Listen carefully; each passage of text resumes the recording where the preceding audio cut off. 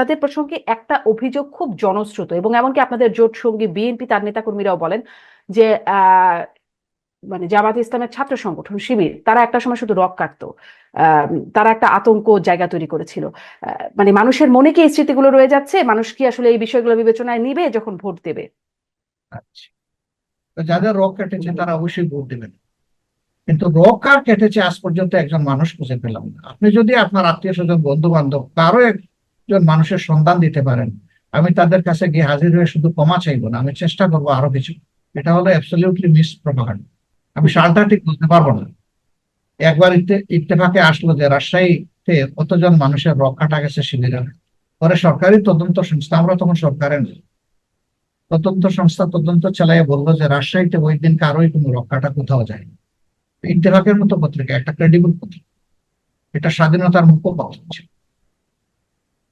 আজাদ ছিল পাকিস্তান আন্দোলনের পক্ষে, পাকিস্তানের পক্ষে, আর ইত্তেফাক সাহস করে দাঁড়িয়েছিল বাংলাদেশের স্বাধীনতার পক্ষে। সেই সেই পত্রিকায় তৈরি এসেছে। মানুষ তো কনফিউজড। এই জন্য আমরা বলি যে ভাই, যেটা আপনার নিজের চোখে দেখেছেন ওইটাই বিশ্বাস করেন, যেটা আরেকজন বলে সেটা যাচাই বাছাই করে বিশ্বাস করেন।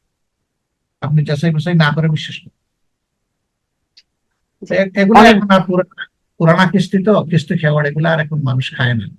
এখন মানুষ চোখের সামনে দেখছে what is happening and what will be happen. এই দুইটা নিয়ে মানুষ এখন ভাবছে। জি, মানুষ আসলে কি খায় নিশ্চয়ই সামনের যখন সুষ্ঠু একটা নির্বাচন যদি সম্ভব হয়, নিশ্চয়ই আমরা এখন আমরা পেয়ে যাবো।